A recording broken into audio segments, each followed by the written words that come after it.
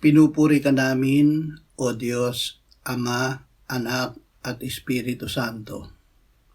Salamat, Ama, na ibinigay mo sa amin si Jesus na iyong anak na namatay para sa aming kasalanan, iyong muling binuhay, iniakyat at iniluklok sa iyong kanan sa langit. Salamat na ibinigay mo sa amin ang iyong banal na Espiritu at sa pamamagitan niya ay ibinuhos mo ang iyong pag-ibig sa aming puso.